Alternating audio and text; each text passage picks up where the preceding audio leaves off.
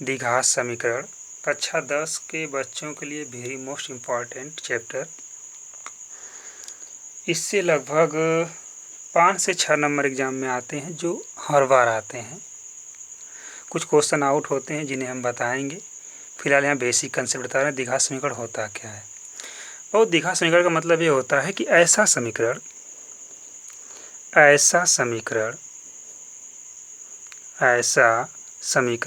जिसका सबसे बड़ा घात 2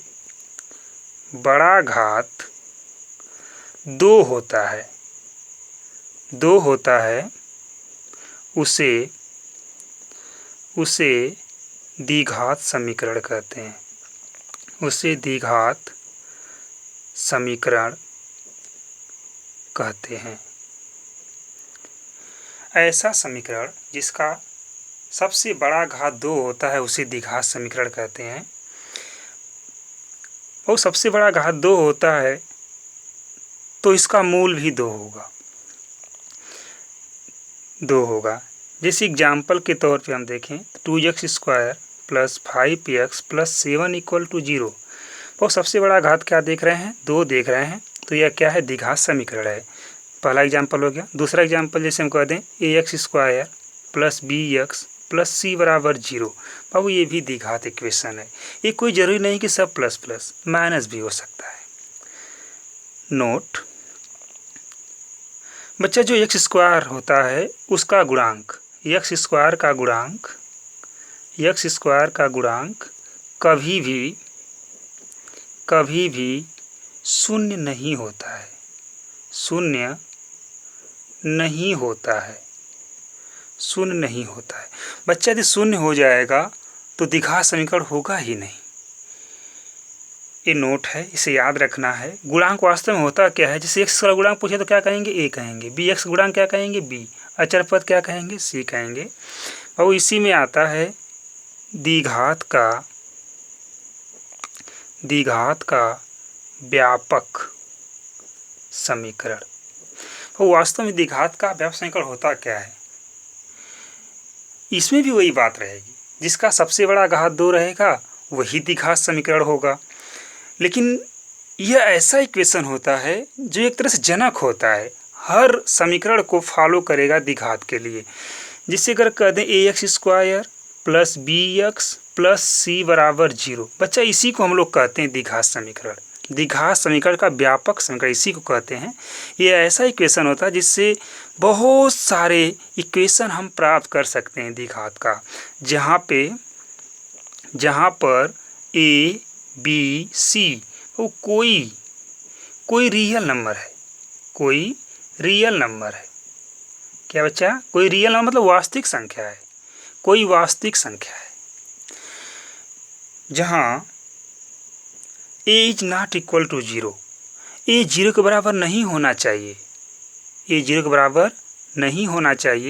यदि ये 0 के बराबर हो जाएगा तो यह द्विघात इक्वेशन नहीं रह जाएगा। क्यों? क्योंकि 0 का मल्टीप्लाई करेंगे 0 हो जाएगा, तो बचेगा bx + c, तो द्विघात इक्वेशन नहीं बन पाएगा। ठीक है।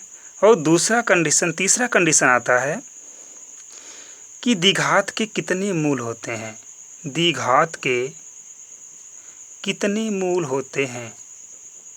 कितने मूल होते हैं तो आप बिल्कुल सिंपल वे में बता सकते हैं बच्चा। जिसका सबसे बड़ा घात 2 होता है उसका मूल भी 2 होगा। जिसका घात 3 होगा उसका मूल 3 होगा। सबसे बड़ा घात को हम देखते हैं, सबसे बड़ा घात जितना होगा उतना मूल होगा। तो हम क्या देख रहे हैं? द्विघात के कितने मूल होते हैं, तो हम बताएंगे कि द्विघात समीकरण रहेगा। द्विघात समीकरण के 2 मूल होते हैं। वो मूल को हम लोग शून्यक भी बोलते हैं। क्या बोलते हैं? शून्यक भी बोलते हैं। क्या बोलते हैं? शून्यक भी बोलते हैं। अगर हम कहें या हम कह सकते हैं कि माना मूल अल्फा और बीटा हैं। बीटा हैं तो अल्फ़ा और बीटा हैं तो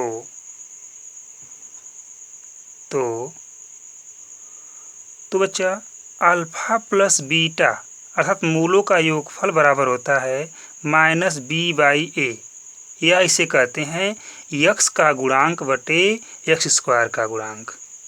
और इसमें दूसरा पॉइंट हो जाएगा कि अल्फ़ा इंटू बीटा या मूलों गुणनफल इसे बोलते हैं, मूलों का गुणनफल इक्वल टू सी बाई ए। क्या कहते हैं बच्चा? सी बाई ए। यह सी क्या है? अचर पद है और ए क्या है? एक्स स्क्वायर का गुणांक है। ये समझ सकते हैं आप यहाँ से। देखिए a x square b x plus c बराबर 0 लिखा गया है। तो अगर आपसे पूछेगा मूलों का योगफल तो आप क्या कहेंगे कि minus b by a x का गुणांक बट एक्स स्क्वायर का गुणांक। अल्फ़ा इंटू बीटा पूछेगा तो आप क्या बताएंगे? सी बाई ए।